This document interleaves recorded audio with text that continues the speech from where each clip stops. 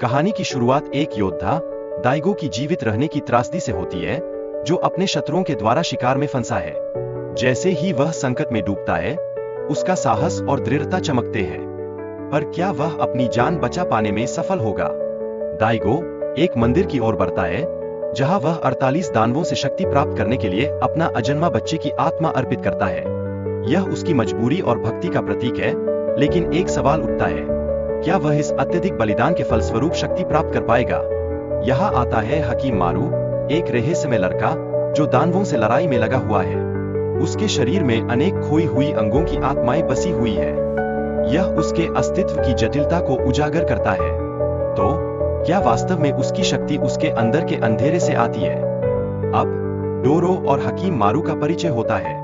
उनकी पहली मुलाकात में मौजूद तनाव और अनिश्चितता कहानी का एक महत्वपूर्ण मोड़ बनाती है। क्या ये दोनों अपने अलग अलग संघर्षों को एक साथ साझा कर पाएंगे? जब डोरो एक खतरनाक परिवार से मिलती है, तो उसे इस परिवार के गहरे और छिपे हुए रहस्यों का पता चलता है। ये रहस्य उसके जीवन को प्रभावित करते हैं और उसके मन में क्या और भी सवाल उठते हैं। हकीम किमुरा की बहादुरी और डोरो की सहायता से वे उन खतरनाक दानवों से जिस प्रकार निपटते हैं, वह कहानी का एक महत्वपूर्ण हिस्सा है। क्या वे इस खतरनाक चुनौती से उबरने में सक्षम होंगे? इस बीच डोरो की व्यक्तिगत कहानी और उसके गांव के विनाश का उल्लेख होता है। यह उसके भीतर के गहरे दर्द और संघर्ष को जाहिर करता है। क्या वह अपने अतीत को भूल पाने में सफल हो पाएगी? ताहू हकीम किमुरा को एक चुनौती देता है, जो बताता है कि युद्ध को समाप्त करने की कितनी आवश्यकता है। यह चुनौती क्या मानवीयता की ओर एक कदम बढ़ाने का प्रयास है? महामहिम और हकीम किमुरा के बीच की भावनात्मक मुलाकात उनके अतीत के गहरे रहस्यों को उजागर करती है। क्या इस मुलाकात से उन्हें अपने अतीत के बोझ से मुक्ति मिलेगी? डोरो का संघर्ष और उसके मन में चल रही भावनाएं उसे हकीम मारू के प्रति अपराधबोध और घृणा के बीच झुलाए हुए हैं।